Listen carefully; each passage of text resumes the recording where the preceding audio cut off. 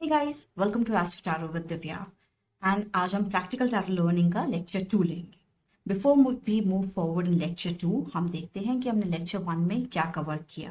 Quick recap और जहाँ जहाँ पॉसिबल हो पाएगा मैं पिछले वाले चैप्टर्स का रिकैप करती चली जाऊंगी so that you don't have to actually learn everything, mug up everything. आपको ऑटो मोड में सब समझ आता रहेगा and soon you'll be able to do tarot readings for others and for yourself as well. तो लास्ट क्लास में हमने देखा कि टैरो का ओरिजिन कहाँ से हुआ है और कैसे ये स्प्रेड हुआ। तो ऐसा माना जाता है कि इजिप्ट और इराक से जो है टैरो की नॉलेज जिप्सी लेके गए हैं, पीवाई जिप्सीज लेके गए हैं to Greece and to Israel, right. ये it happened in 18th century, it happened in 15th century, right. इसके बाद यहाँ से इसका स्प्रेड धीरे धीरे और यूरोपियन कंट्रीज में शुरू हुआ एंड 18th सेंचुरी में ये पहुंच गया था फ्रांस, इटली, राइट। उसके बाद 20th सेंचुरी में जाकर ये पहुंचा यूरोप, अर्ली 20th सेंचुरी में, और लेटर 20th सेंचुरी में ये वर्ल्ड वाइड स्प्रेड हो गया और ये इंडिया भी आया, राइट। जिप्सीज जो हैं हमने देखा कि कौन है जिप्सीज जो हैं, ये नदर्न इंडिया के ही लोग थे जो लैंड के थ्रू इजिप्ट और इराक चले गए थे और यूरोपियंस इन लोगों को समझते थे कि ये लोग इजिप्ट के रहने वाले हैं, इसलिए उनको रोमा लोग कहते थे, रोमा पीपल, रोमानियंस भी कहते थे। But now studies have established जो जिप्सीज हैं दे ओरिजिनेटेड इन इंडिया, राइट। तो फाइनली हमने देखा कि इंडिया का ज्ञान वापस घूम फिर के इंडिया ही आ गया लेट 20th सेंचुरी में। So this is we covered up in the last class. तो नाउ आज का क्लास शुरू करते हैं today. And we also understood in the last class कि टैरो का क्या मतलब है। टैरो दो वर्ड से मिलकर पढ़ना है, टैर प्लस रॉज। इसका मतलब होता है way of living and Ross का मतलब होता है रॉयल। और इसको रॉयल वे ऑफ लिविंग क्यों कहते थे वो हमने पूरा लास्ट क्लास में कवर अप किया कि कार्ड्स कैसे बनते थे, कौन कार्ड्स को यूज कर पाता था एंड एक्सेट्रा एक्सेट्रा।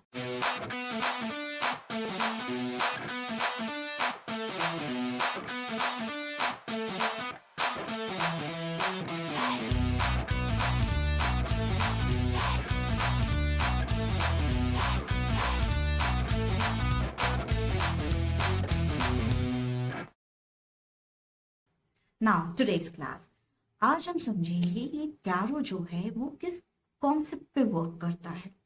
आपने बहुत लोगों को कहते हुए सुना होगा, अच्छे अच्छे टैरो रीडर्स भी हैं क्या कहते हुए सुना होगा उनको, या जब भी आप टैरो ढूंढने जाते कि व्हाट टैरो इज तो आपको ये मिलता है कि tarot is a divination tool. अब ये डिविनेशन टूल क्या है हम उसको समझते हैं। So before understanding divination tool let's understand what is the dictionary meaning of divination. तो let's see what is the meaning of divination. So divination का जो डिक्शनरी मीनिंग है, जो लिटरल मीनिंग है, वो है the art of practice that seeks to foresee, discover और foretell events और discover hidden knowledge, usually by the interpretation of omens और by the use of supernatural power. इसका मतलब ये है कि कहना चाह रहे हैं कि डिविनेशन का मतलब ये है कि जब हम फ्यूचर के बारे में जान लेते हैं और को बता पाते हैं किस तरह से अपनी एक हिडन नॉलेज के द्वारा, तो उसको हम कहते हैं डिविनेशन। और हिडन नॉलेज के द्वारा कैसे जान पाते हैं? Through the use of omens या फिर सुपरनैचुरल पावर्स। ओमेंस का मतलब होता है शगुन के द्वारा। जैसे आपने वर्ड सुने होंगे, हम अपने डेली रूटीन में भी यूज करते हैं कि शगुन शगुन हो गया, अपशगुन हो गया, तो ये उसकी बात कर रहे हैं। तो जैन मतलब ये कह रहे हैं कि डिविनेशन का मतलब हुआ है जब हम किसी फ्यूचर इवेंट के बारे में बता पाते हैं अपशगुन और शगुन को पहचान के द्वारा या फिर सुपरनैचुरल पावर्स के द्वारा, उसको डिविनेशन कहते हैं। और डिविनेशन टूल क्या हो गया? डिविनेशन टूल हो गया जिस माध्यम से हम ये सब नॉलेज देते हैं या इस फ्यूचर के बारे में बताते हैं, उसको डिविनेशन टूल कहते हैं। तो कहने का मतलब ये है कि टैरो कार्ड्स को डिविनेशन टूल कहा गया। इसको बेहतर समझने के लिए let's go back some time, go back in time. अगर हम देखें जो हमारे दादाजी नाना जी के टाइम के लोग हैं, या हमारे दादाजी नाना जी या हमारे ऋषि मुनि फॉर दैट मैटर, वो मौसम को देख के बता देते थे कि आज बारिश होने वाली है या नहीं होने वाली है। I am giving you just an example of that. और वो जो बताते हैं, अगर आपको अभी भी देख आपने नोटिस किया होगा कि आपके दादाजी या नाना जी के टाइम के लोग जब बताते हैं कि जिस दिन बताते हैं कि आज बारिश होगी तो उस दिन बारिश हो जाती है। जिस दिन वो देख के आसमान को देख के बोलते हैं कि आज बारिश नहीं होगी, उस दिन नहीं होती। तो वो ये लोग कैसे बता पाते हैं? ऐसा तो नहीं कि इनके अंदर कोई जादुई ताकत है या दीज पीपल आर मैजिकल कि अपने मैजिक की छड़ी घुमाई और बता दिया कि आज बारिश में कैसी बारिश होगा या नहीं। नहीं, they are still connected to the nature, और नेचर को ऑब्जर्व करके ही ये आपको बता पाते हैं कि क्या मौसम रहेगा। फॉर एग्जाम्पल कि हवा का किस रुख से हवा चल रही है, किस डायरेक्शन से चल रही है, हवा में ठंडक है या नहीं, नमी है या नहीं, ग्राउंड का तापमान कितना है, या बादल स्काई में कौन सी डायरेक्शन में है। जैसे नदन स्काई में क्लाउड्स होंगे तो इट विल डेफिनेटली रेन। तो ये सब चीजें उनको पता होती थी। एंड कैसे पता होती थी? Because they used to be connected with the nature. तो जितना हम नेचर के साथ कनेक्टेड रहेंगे, नेचर को जितना ऑब्जर्व करेंगे, उसको जितना इंटरप्रेट करेंगे, उतना ही हम कुछ इवेंट्स के बारे में, आने वाले इवेंट्स के बारे में बता पाएंगे। एक लाइव एग्जाम्पल मैं आपको देती हूँ। In the year 2004 tsunami happened in Andaman Nicobar islands, right? सभी को पता है दिसंबर में हुआ था। और सबको ये भी पता होगा आप लोगों को कि अंडमान निकोबार आइलैंड्स एक ऐसे आइलैंड्स हैं जहाँ अभी भी आदिवासी लोग हैं, जिनको हम बोलते हैं ट्राइबल्स। और वो लोग अभी भी नॉर्मल पॉपुलेशन के साथ मिंगल नहीं होते, वो अभी भी सिक्लूडेड आइलैंड्स पे रहते हैं, अपनी हमारी नॉर्मल सोशल लाइफ से दूर। तो when this tsunami thing happened, तो आपने कहीं भी न्यूज में या किसी भी रिपोर्ट में ये नहीं सुना होगा कि during this tsunami tribals lost their lives, या वो भी सुनामी की चपेट में आ गए। क्यों? क्योंकि इन ट्राइबल्स को सुनामी होने से काफी पहले ही आभास हो गया था, पता चल गया था कि कोई ऐसी natural calamity is about to happen. और वो पहले ही सी शोर को छोड़ के जंगलों के बीच में मूव हो गए, सी से दूर, जिससे जब सुनामी आया तो वो सी वेव्स जो है वो जंगल के बीच तक नहीं जा पाई and they were all safe. अब उन लोगों को ये कैसे पता चला? Because they observed the sea waves, sea pattern, insects का बिहेवियर, एनिमल्स का बिहेवियर। ये सब बिहेवियर वो देख के पहचान पाए कि ऐसा कोई कैलेमिटी होने वाला है। और वो कैसे पहचान पाए? Because they are still connected with the nature. But अब आजकल क्या हो रहा है, हम लोग नेचर के साथ अपना कनेक्शन भूल रहे हैं। Because most of us we have move to the cities, to the metros. अब नेचर के नाम पे यहाँ ज्यादा कुछ बचा ही नहीं, बिल्डिंग्स ही बिल्डिंग्स हैं। ट्रीज, खुला आसमान, वो लैंड, एनिमल्स नहीं देखने को मिलते, ना ही हम उनके साथ अब उस तरह से कनेक्ट हो पाते हैं। तो there we are losing our connection with the nature, जिस वजह से हम बहुत सारी चीजें नहीं बता पाते। और इस हद तक हमें सबको भूल गए हैं कि अगर कोई पर्सन चीजों के साथ कनेक्टेड है और चीजों के बारे में बता पा रहा है, तो हम अपनी मूर्खता से उसको ये बोल देते हैं कि ये तो तुक्का है, ऐसे ही फेंक रहा है, ऐसे थोड़ी होता है कि आसमान को देखो बता दो बारिश होगी या नहीं होगी। क्यों नहीं होता भाई? होता है। हमारे पूर्वज बताते थे, और इसका मैंने भी आपको एग्जाम्पल भी दिया है, लाइव एग्जाम्पल सुनाने का। तो अगर किसी चीज का ज्ञान हम लोग को नहीं है तो दैट डजंट मीन कि वो चीज एग्जिस्ट ही नहीं करती है, राइट? तो अभी पहले तो हम कनेक्टेड थे नेचर के साथ, अब हम ऐसी चीजें बता देते थे। Now tarot cards is also a form of that. But tarot cards में क्या होता है, here our intuition also comes into the play. हमारा इंट्यूशन कहाँ काम करेगा कि जब कोई क्वेश्चन हमसे पूछता है या हम किसी चीज की रीडिंग निकालते हैं, हम कार्ड्स को शफल करते हैं, शफल करने के बाद हम कार्ड्स ड्रॉ करते हैं, राइट? तो ये जो कार्ड हम निकालते हैं ये हमारी इंट्यूशन से निकलता है कि हम डिवाइन के साथ कितना कनेक्टेड है, या हमारा सिंपल लैंग्वेज में समझिए तो हमारा इंट्यूशन कितना स्ट्रांग है। जितना बेहतर हमारा इंट्यूशन होगा उतने ही एक्यूरेट हम कार्ड्स निकाल पाएंगे। अब हमारा इंट्यूशन स्ट्रांग है, हमने एक प्रॉब्लम से रिलेटेड कार्ड्स ड्रॉ कर लिए, 2 3 4 कार्ड ड्रॉ कर लिए। अब उन कार्ड्स का कितना हमारा अंडरस्टैंडिंग है, उसका मतलब वही हम सामने वाले को समझा पाएंगे। तो यहाँ it becomes important to know the meaning of the cards. कि चलो आपका इंट्यूशन तो स्ट्रांग था, आपने कार्ड्स ड्रॉ कर लिए, सही कार्ड्स ड्रॉ करें, बट उनका सही मतलब भी तो पता होना चाहिए टू इंटरप्रेट की प्रॉब्लम का आंसर क्या है। Getting my point. तो टैरो रीड करने के लिए आपको आपका इंट्यूशन भी स्ट्रांग चाहिए और आपको कार्ड्स का सही मीनिंग भी पता होना चाहिए कि कौन सी सिचुएशन में कार्ड्स क्या मीनिंग देता है, राइट। सो अभी टैरो किस बेसिस पे वर्क करता है? टैरो इस जो अभी हमने डिस्कस किया सब शगुन अपशगुन ओमेंस पे वर्क करता है। अब ये शगुन अपशगुन जिनको इंग्लिश में ओमेंस कहते हैं, ये दकियानुसी बातें नहीं है।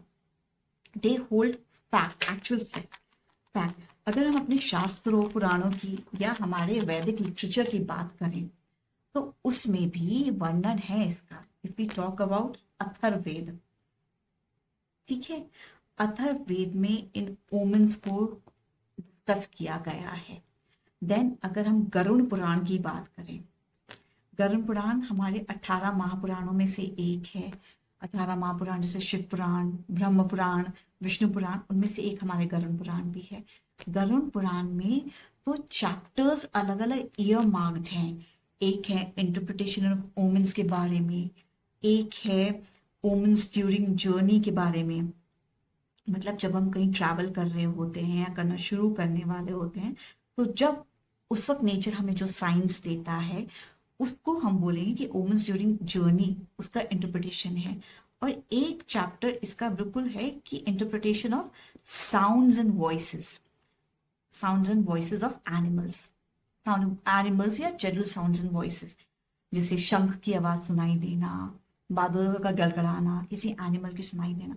तो गरुड़ पुराण में ये चैप्टर्स बहुत डिटेल्ड में एक्सप्लेन्ड हैं। एंड इसके अलावा जो बृहद संहिता है हमारी, जो हमारी बृहद संहिता है, इसमें भी अध्याय हैं। उस अध्याय का तो नाम ही है शगुन अध्याय, ठीक है, जिसके बारे में इन ओमेंस के बारे में और डिटेल में डिस्कस करा गया है, शगुन अध्याय। और एक अध्याय है स्वप्न अध्याय, जिसमें जो हम अपने सपने देखते हैं उनकी इंटरप्रिटेशन दिया गया है।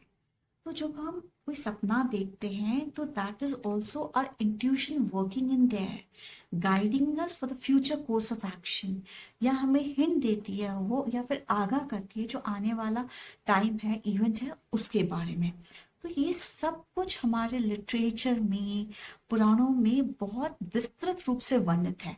तो इसमें कुछ भी फेक नहीं है। जो हम शगुन अपशगुन की बात करते हैं, जब हम ओमेंस की बात करते हैं, वो अलग बात है कि over a period of time हमने उनको अपने हिसाब से मॉडिफाई कर दिया।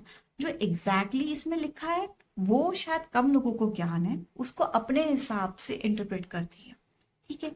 अब जैसे जब हम कोई जर्नी शुरू करने वाले होते हैं और हमें कहीं से शंख की आवाज सुनाई देती है, तो वो हमें बता रहा है कि हमारी जो जर्नी है या जिस पर्पस से हम वो जर्नी शुरू करने वाले हैं, that is gonna be successful, वो हमारे लिए अच्छा रहेगा। बट उसी वक्त अगर हम किसी एनिमल की रोने की आवाज सुन लेते हैं, जैसे कुत्ता रोने की, जो डॉग के रोने की आवाज आती है कई बार, पहले जमानों में तो इसमें वर्णन है कि अगर वुल्फ के रोने की आवाज सुन ली तो भी मतलब इट इज सजेस्टिंग अस कि this is not the right time to start the journey. तो हमें ये जितने भी नेचर हमको साइंस देता है उसको समझना है, उसके साथ कनेक्ट करना है, एंड तभी हम जो है अपनी टैरो रीडिंग बहुत अच्छे से दे पाएंगे। तो basically for us to give a better tarot reading, correct accurate tarot reading, we need two things. First, our intuition to be working strong, and secondly we need to know the interpretation of the cards, right? And cards या tarot reading कौन से concept पे work करती है, वो ये पूरा concept है जो मैंने अभी आपको समझाया है। आई होप नाउ अब आपको ये क्लियर है कि जो चीज आप अब सीखने वाले हैं या जो जिससे आप दूसरों को रीडिंग या प्रॉब्लम सॉल्विंग देने वाले हैं, उसके जो रूट्स हैं वो कितने स्ट्रॉन्ग हैं, and it goes back in time to our Puranas, to our Veda, इन सब तक जाते हैं। तो जब भी आप टैरो करें, एक तो अपने में वो फेथ रखिए कि आपको बिलीव होना चाहिए कि जो आप कर रहे हैं, ये जो टैरो रीडिंग कर रहे हैं, दिस इज ऑथेंटिक। सबसे पहले तो ये समझना पड़ेगा आपको, क्योंकि जब तक आपको खुद ही नहीं पता होगा कि ये कौन से कॉन्सेप्ट पे वर्क कर रहे हैं, आप सामने वाले को क्या विश्वास दिलाएंगे कि ये सच्चाई है या नहीं सच्चाई है। देन सामने वाले का बिलीफ जगाने से पहले हमारा खुद का बिलीफ इसमें होना चाहिए, राइट। और ये बिलीफ कि जिससे आपका बिलीफ इसमें स्ट्रांग रहे, जिससे आपको पता हो कि जो आप कर रहे हैं वो कुछ ऐसे तुक्काबाजी नहीं है, या ऐसे जस्ट फ्लूक नहीं है कि जो मन कार्ड ऐसे शफल किया और जो मन में आया वो कार्ड निकाल दिया। नहीं, हमारा इंट्यूशन हमें गाइड करता है निकालने के लिए, और उस कार्ड का जो मीनिंग है वो हम दूसरे को बता के इसका प्रॉब्लम सॉल्व कर देते हैं या आंसर्स दे देते हैं। तो जो नेचर को देख के पहले वाले लोग, पूर्वज हमारे आंसर्स देते थे, वो हम कार्ड्स को देख के आंसर देंगे। That is why tarot has been named as divination tool. एक ये टूल है, माध्यम है, और हम टैरो रीडिंग कर रहे हैं, हम भी एक माध्यम हैं। तो it is we who is connecting to the divine, to the nature, with the aid of these cards and offering the readings. I hope you're getting my point.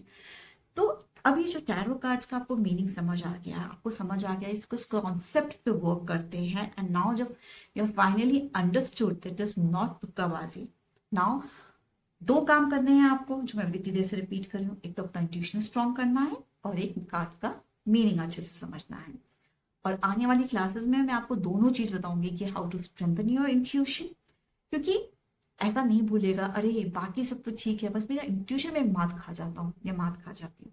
ऐसा नहीं है, हम सब में इंट्यूशन होता है।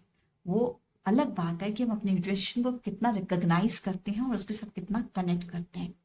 एक छोटा सा एग्जाम्पल देती हूँ। कई बार होता है हम जिसके बारे में सोच रहे होते हैं उसका या तो फोन आ जाता है या मैसेज आ जाता है, या उस बंदे से हम मिल ही लेते हैं, कहीं घर पे आ जाता है, वो हमारे मार्केट में कहीं टकरा जाता है। तो this was our intuition working in there. कई बार होता है हम मार्केट जाने वाले होते हैं और हमको जाने से पहले लग रहा होता है यार हम जा तो रहे हैं, कहीं वो शॉप बंद ना हो आज, and when you reach the market you see that वो शॉप तो बंद निकली। So that was your intuition guiding you. जितना आप अपने इंट्यूशन को सुनेंगे, जितना आप उसके साथ कनेक्ट होना शुरू करेंगे, उतनी ही वो आपको स्ट्रॉन्ग मैसेजेस देने लगेगा, राइट। कई बार होता है किसी बंदे से या बंदी से मिलते हैं और हमको फीलिंग आती है, हम कहते हैं ना उससे अच्छी वाइब्स नहीं आ रही हैं, उससे मिलके अच्छा नहीं लगता है। सो दैट इज योर, जिसको हम कई बार सिक्स सेंस भी बोल देते हैं, that is your intuition guiding you, warning you against that person, right? So our intuition will play a huge role in giving the right, accurate readings to someone. So in the following classes, we'll deal ki how to strengthen our intuition, and subsequent classes में हम देखेंगे कि हर tarot card का क्या meaning है और उसको कैसे इंटरप्रेट करना है। In case you have got any doubts regarding जो हमने आज पढ़ा है और जो हमने लास्ट लेक्चर में कवर किया था, you may drop your questions, your doubts or whatever is not clear to you in the comment box. और जितना मेरे से बन पाएगा, जितनी मेरी नॉलेज है उसके हिसाब से I will try to clarify those doubts, those questions of yours. Secondly, in the coming classes, I'll also take up the myths regarding tarot cards. जैसे tarot cards को रिलेटेड जो भी क्वेश्चंस आपके मन में है, क्या वो मिथ है, क्या वो सच्चाई है। जैसे नॉनवेज नहीं खाना चाहिए, पीरियड्स में नहीं करना चाहिए, रात को टैरो करना चाहिए, नहीं करना चाहिए, और ऐसे बहुत सारी चीज़ें। तो अगर आपके दिमाग में भी कोई ऐसा क्वेश्चन है which you want to clarify कि इज इट अ मिथ, मतलब क्या ये झूठ है या इसमें सच्चाई है, तो वो क्वेश्चन कमेंट बॉक्स में कवर करना डाल दीजिएगा। And whenever I'll be taking up the class on myths, I'll cover up those questions also. So I hope I have been able to make you understand, I've been able to express clearly कि what is the basic or root of tarot card, एक किस concept पे work करता है और हमें इनके साथ कैसे डील करना है। So I hope you're enjoying the learning. Let's meet in the next class. Happy learning to all of you guys.